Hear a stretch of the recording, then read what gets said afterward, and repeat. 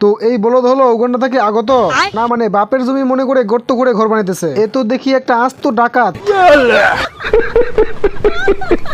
আর এইদিকে জমি নিয়ে রীতিমতো গোলাগুলি শুরু হয়ে গেছে। এইদিকে এত কিছু হয়ে যাইতেছে আর এই লোবাবের ঘুম ভাঙলো এখন। গাইস দেখছেন সামনে গুলি চলতেছে আর এই বলদের কোনো রিয়াকশনই নাই। বাপ রে, এই বলদের আবার এত সাহস।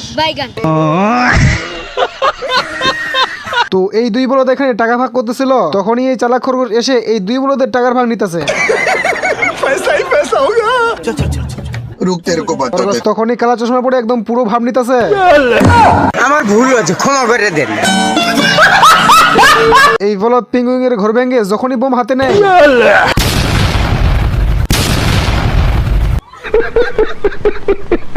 এত কিছু হওয়ার পরও এই বলদের শিক্ষা হয় নাই, এবার নামছে গোলা কামান নিয়ে।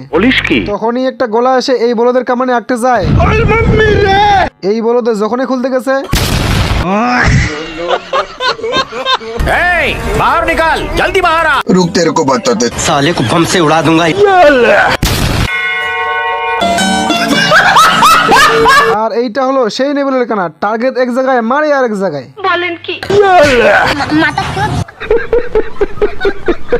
তখনই বলদের চোখে চশমা লাগিয়ে দেয় যেন এই বলদে ভালোভাবে কাজটা করতে পারে।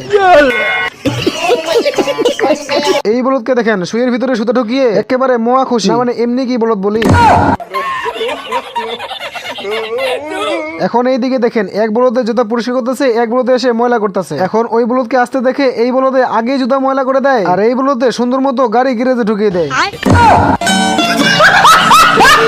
গাইস আমার জীবনে এরকম গাড়ি জীবনে দেখি নাই, না মানে 14 গোষ্ঠী সবাই সামনে ছিটে বসতে পারবে। না মানে গাইস এই গাড়ির ছিট এতটাই নরম যে আস্ত একটা মানুষকে গিলে ফেলছে। যাই হোক এতক্ষণ পর একটা ভালো গাড়ি দেখতে পাইছি। लेकिन ये साला कर क्या रहा है यहाँ पे? গাইস এইসব দেখা আমার মাথা ঘুরতেছে।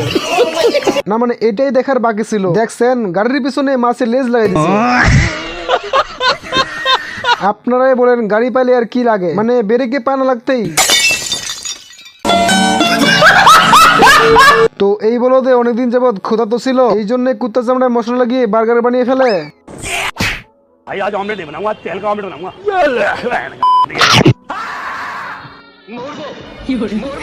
কুত্তা তখনই চামড়া চুলকাতে শুরু করে। তখনই এই বলদে কাপড় চোপড় গুছিয়ে সেখান থেকে দৌড় দেয়। উকুন তখনই কুত্তার চামড়া উঠিয়ে ধরে। তখনই কুত্তায় বলে আমার পিছনে চুলকাইতেছে, তুই চুলকাই দে।